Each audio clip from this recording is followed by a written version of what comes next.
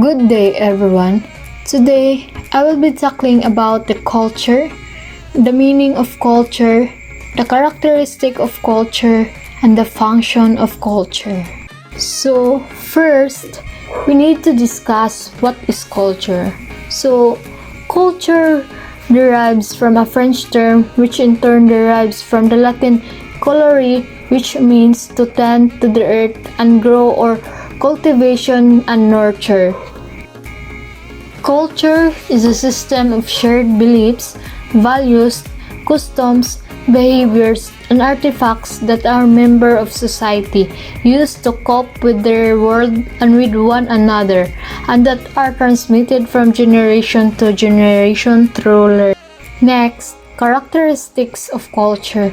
There are 17 characteristics of culture, but I only give 10 characteristics. First characteristic of culture is culture learned behavior. Culture is not inherited biologically, but it is learned socially by man in a society. It is not an inborn tendency, but acquired by a man from the association of others. Example of this is when you drink, when you eat, when you dress, when you walk, when you behave. This is reading all our learned. Characteristic is culture is abstract or culture is shared. Culture is something shared. It is nothing that an individual can possess but by common people of a territory.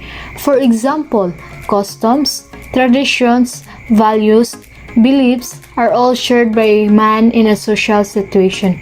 These beliefs and practices are adopted by all equally, learned by man.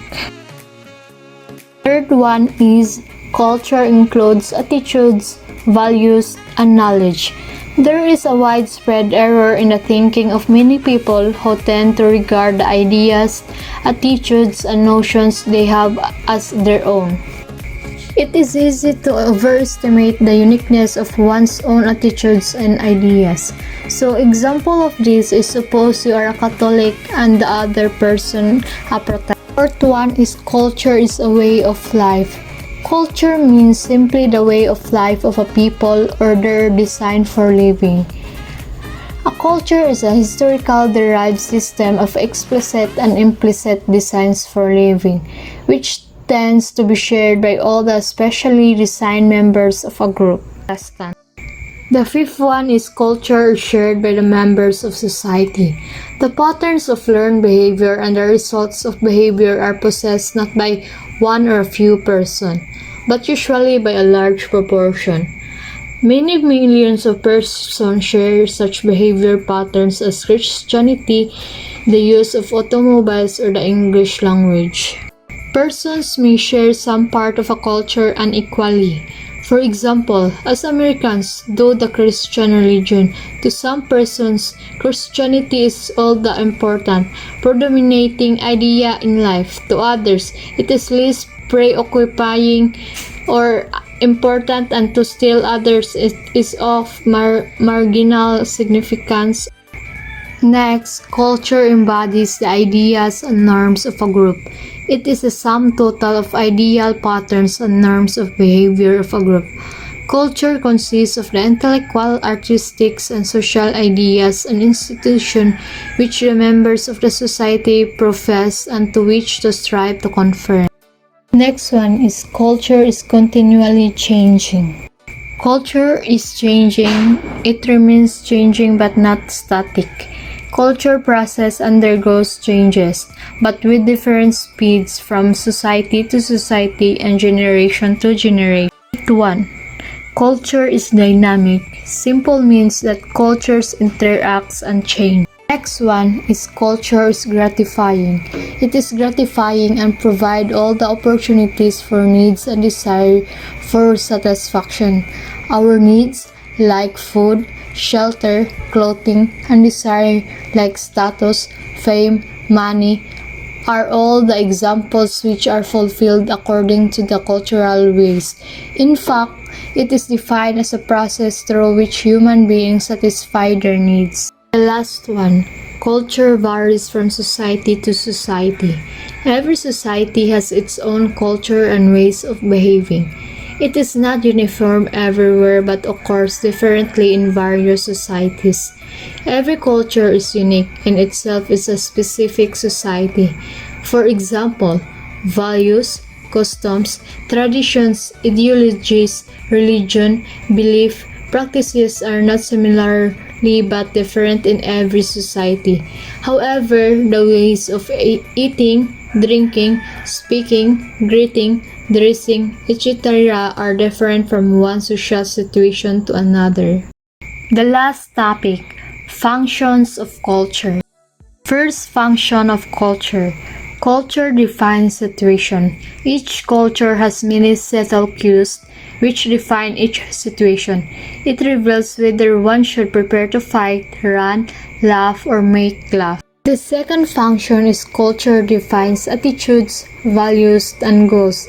Each person learns in his culture what is good, true, and beautiful. Attitudes, values, and goals are defined by the culture, while the individual normally learns them as unconsciously as he learns the language. Attitudes are tendencies to feel and act in certain ways. Values are measures of goodness or desirability. For example, we value private property. Goals are those attainments which our values define as worthy. Example, winning the race. The third function. Culture defines myths, legends, and the supernatural. Myths and legends are important part of every culture. They may inspire, reinforce effort and sacrifice and bring comfort and bereavement. Whether they are true is sociologically unimportant. Ghosts are real to people who believe in them and who act upon this belief. We cannot understand the behavior of any group without knowing something of the myths, legends, and supernatural beliefs they hold. Myths and legends are powerful forces in a group's behavior. Last function. Culture provides behavior patterns. The individual need not to go through painful trial and error learning to know what foods can be eaten without poisoning himself or how to live among people without fear. He finds a ready-made setup of awaiting him which he needs only to learn and follow. The culture maps out of the matrimony. The individual does not have to wonder how secures a meat.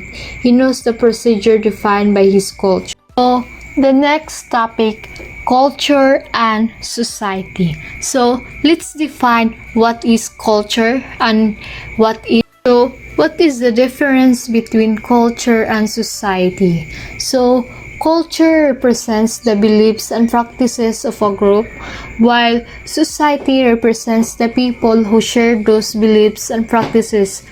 Neither society nor culture could exist without the other.